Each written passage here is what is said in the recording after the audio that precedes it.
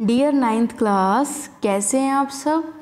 I hope आप सब ठीक होंगे एंड अपनी स्टडी कंटिन्यू कर रहे होंगे। तो देखिए स्टूडेंट्स, आज हम करते हैं हमारा नेक्स्ट टॉपिक जिसका नेम है some interesting facts about India. ठीक है, तो ये चैप्टर हमारा क्या होने वाला है, फिनिश होने वाला है। आज लास्ट चैप्टर हो जाएगा, ये लास्ट वीडियो है इस पर्टिकुलर चैप्टर की। ठीक है, और आपको होमवर्क फिर से मैं रिमाइंड करवा देती हूँ कि मैंने आपको बोला था इसे राइट भी करना है एंड लर्न भी करना है। इसके बाद मैं आपको इस चैप्टर के क्वेश्चन आंसर भी करवा दूँगी। ठीक है, जब आपको क्वेश्चन आंसर हो जाएंगे इस चैप्टर के, उसके बाद 1 डे के गैप में आपका इसका टेस्ट होगा। MCQ टाइप होगा, सब्जेक्टिव नहीं होगा, सिर्फ आपको टिक क्रॉस करना है जो राइट ऑप्शन है। ठीक है स्टूडेंट्स, तो कंटिन्यू करते हैं हम हमारा वीडियो। देखिए, कुछ इंटरेस्टिंग फैक्ट्स बता रहे हैं हम इंडिया के बारे में जो हमें पढ़ने हैं। In India there were 2 types of state before independence. India में क्या थी इंडिपेंडेंस से पहले, आज़ादी से पहले। फिर से जिन स्टूडेंट्स को नहीं पता कि हमारा देश, हमें इंडिपेंडेंस कब मिली, हम आज़ाद हो चुके हैं, फिर बता देती हूँ। तो वो मिली थी हमें 1947 में। तो 1947 से पहले क्या थी, इंडिया में जितनी स्टेट्स हैं उतनी स्टेट नहीं थी। मतलब क्या है, पहले इंडिया स्टेट वाइज डिवाइड ही नहीं था। पहले इंडिया 2 टाइप से डिवाइड था, जिसे क्या बोला जाता था, एक तो बोला जाता है प्रोविंसेस, यानी कि प्रोविंसेस बोला जाता था, और क्या बोला जाता था, प्रिंसली स्टेट। रियासतें, मेनली रियासतें और प्रांत जो होता था, पहले इंडिया किस में डिवाइड था, रियासतों में और प्रांतों में। इंग्लिश में क्या बोलेंगे, प्रोविंसेस में एंड प्रिंसली स्टेट्स में। ठीक है, फिर है the provinces were under the rule of the British officials. जो प्रोविंसेस थी इनको कौन रूल करता था, इन पे तो रूल करते थे ब्रिटिश ऑफिशियल्स, जो किन के द्वारा अपॉइंट किए जाते थे, वो किए जाते थे वॉइसरॉय के द्वारा। ठीक है, और प्रिंसली स्टेट्स को कौन रूल करता था, लोकल हेरिडिटरी रूलर्स। ठीक है, in exchange of loyalty against the British government.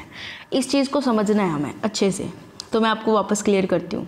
देखिए, एक तो होती थी स्टूडेंट्स हमारी प्रोविंसेस।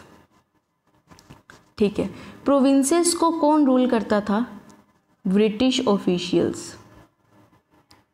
ठीक है, कौन रूल करता था, ब्रिटिश ऑफिशियल्स। और ये जो ब्रिटिश ऑफिशियल्स थे इनको कौन अपॉइंट करता था, तो वो अपॉइंट करते थे इनको वॉइसरॉय। अब ये वॉइसरॉय कौन है, हमें इस चीज़ को समझना है। पहले आप इतना नोट कर लीजिए कि प्रोविंसेस हैं, प्रोविंसेस को कौन कंट्रोल करता है, British officials. And British officials किन के द्वारा अपॉइंट किए जाते हैं, किन के द्वारा उनको लगाया जाता है, तो वो कौन है, वॉइसरॉय। अब देखिए स्टूडेंट्स, जब क्या था कि हम पे किसी और कंट्री ने रूल किया, यानी कि इंग्लैंड, ब्रिटेन ने इंडिया पे रूल किया, तो इंग्लैंड में वहाँ की जो रानी है, जो क्वीन है, उन्होंने क्या करना है, डायरेक्ट इंडिया पे क्या करना है, अपना कंट्रोल करना है। तो वो एक पर्सन को अपॉइंट किया उन्होंने। ठीक है, यानी कि सबसे ऊपर कौन हुआ, क्वीन। क्वीन ने किन्हें अपॉइंट किया, गवर्नर जनरल को, पूरे इंडिया के ऊपर। यानी कि पूरे इंडिया का ध्यान कौन रखेगा, ये गवर्नर जनरल रखेंगे। और गवर्नर जनरल किसके नीचे वर्क कर रहे हैं, क्वीन के नीचे। बाद में कुछ टाइम के बाद में क्या हुआ स्टूडेंट्स, इस गवर्नर जनरल की पोस्ट को हमेशा के लिए हटा दिया गया। इस पोस्ट की जगह एक नई पोस्ट आ गई जिसका नाम था वॉइसरॉय पोस्ट। ठीक है, अब इंडिया पे कौन कंट्रोल करेगा, वॉइसरॉय। वॉइसरॉय सारी डिटेल्स किसको देंगे, रानी को, क्वीन को। समझ आई। ठीक है, तो ये तो था प्रोविंसेस का काम।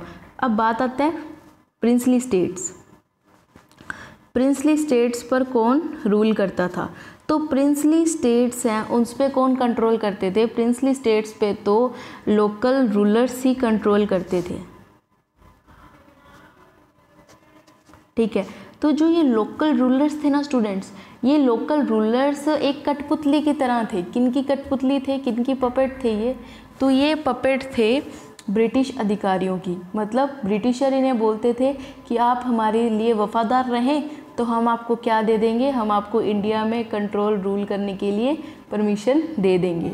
तो ये एक पपेट ही थे, किनकी, प्रिंसली स्टेट्स की। क्लियर हुआ। नेक्स्ट इंपॉर्टेंट पॉइंट है students, in the tsunami in the tsunami of 2004 की सुनामी में जो साउदर्न मोस्ट पॉइंट है, ये मैंने आपको पहले भी बताया था कि जो ये साउदर्न मोस्ट पॉइंट है इंडिया का, वो कौन सा था? इंदिरा पॉइंट। वो डूब गया था, सी के अंदर क्या हो गया था? सबमर्ज हो गया था, वो पूरी तरह से ख़त्म हो गया था।